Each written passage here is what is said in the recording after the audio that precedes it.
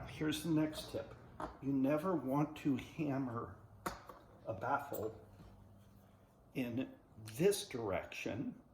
You want to hammer against it in this direction. We want to push it away from the carbon. We want to push it out the cleaner end of the suppressor. And most importantly, let's get these out of here and I'll show you what I'm thinking.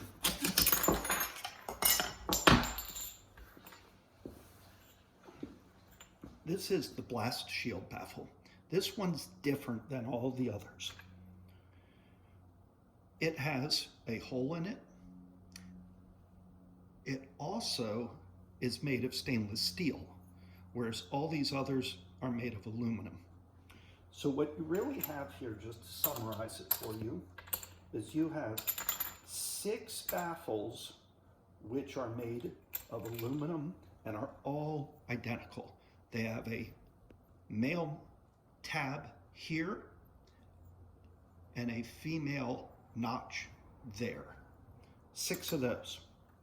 Then you have the very last one, furthest away from the blast, which has the male notch, but no notch on that side, full circle.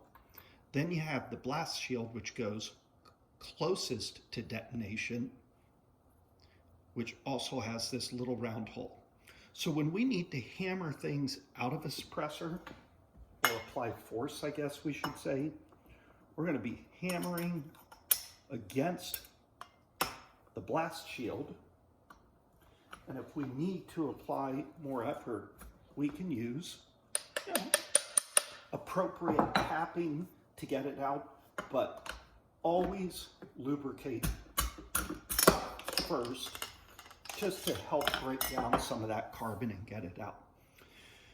Another tip, if you're going to go the direction of sacrificing your Cerakote finish as I did, CLR works really good at eating carbon. It's also going to eat your Cerakote finish off. It's also going to destroy your aluminum baffles. So do not put CLR into your suppressor with aluminum baffles in it.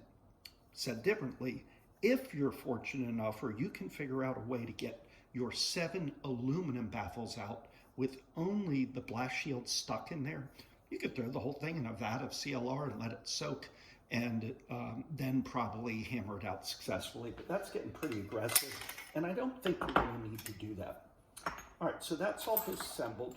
In this case, we started off with the piston, so or the piston end cap. Let's just review a couple things here. Here's the, I called it end cap. It's a different name for it, I'm not sure. But this is real simple. It's just a few components. We've got the piston, we've got a spring, and that's it. That's the assembly. What happens with these guys when they get gunked up with carbon? It can't do its job,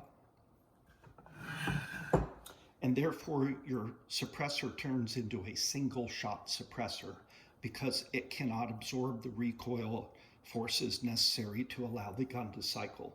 So if you're working this with a piston and finding the gun's not cycling, that's why. You need to clean all this. If you're running a triad adapter, I'll take it apart to show you. The triad adapter has a few parts to it, a few more parts to it. So we have this housing here. We've got this guy goes in the end. Whoops, put the spring in there. And then this screws on there.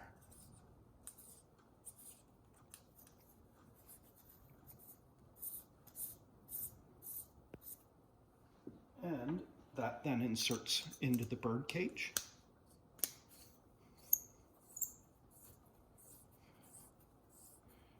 And that would be ready for reassembly if we're going with the tri-lug.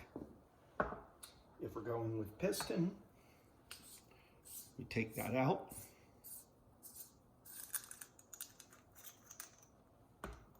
And instead goes in.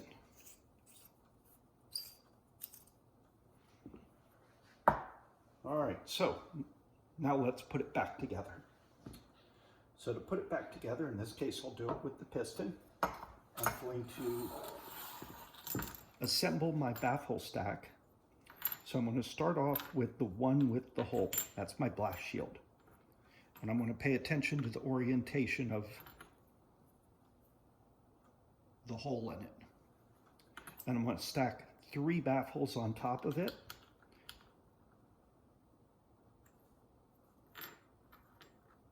And if you accidentally grab the last baffle without the female notch, you'll know it real quickly because you won't be able to stack another baffle on top of it. It's kind of foolproof. Okay, now I'm going to alternate directions and put 4 of them on going the opposite direction.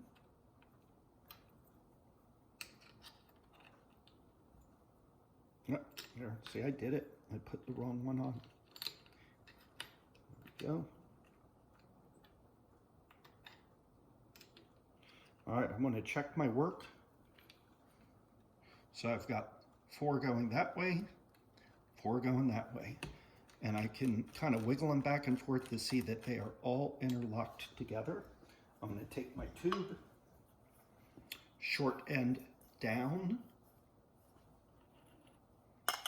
hammer through it, brace that up against that last baffle, and press the whole thing down. Remove the hammer, put finger against that one, keep the whole stack compressed together. I'm going to push it all the way up.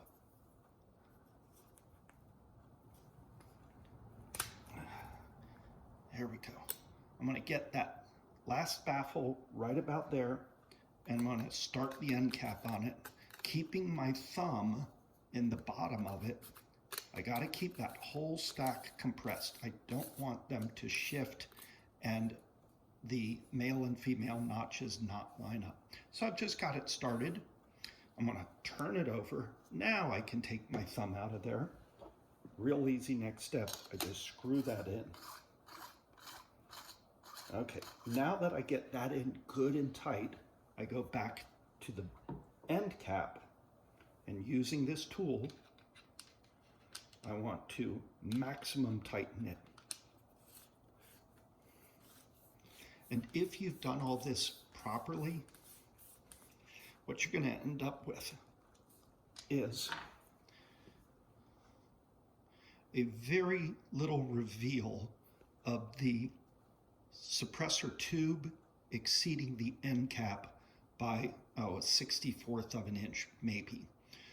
If you put it all together and your end cap is sticking out longer than the tube, I would disassemble the whole thing, check all your baffles, and make sure that you don't have a male and female tab out of alignment. That would give the extra height that would keep it from sealing. So give it a little shake. There shouldn't be any rattling. This suppressor is now assembled, ready to go. One thing I did leave out, I take a little bit of synthetic mobile grease, the purple stuff. Yeah, I guess you could use oil if you wanted to, but all of those moving parts, like the, in the case of the triad adapter, where there's a gasket inside of here. Not a gasket, an O-ring. I can't push it out now. But you get the idea. This piece that sticks inside this tube has an O-ring. In the case of the piston, there's actually 2 O-rings in it, plus there's an O-ring in the end cap. So a little bit of lubricant on that is really smart.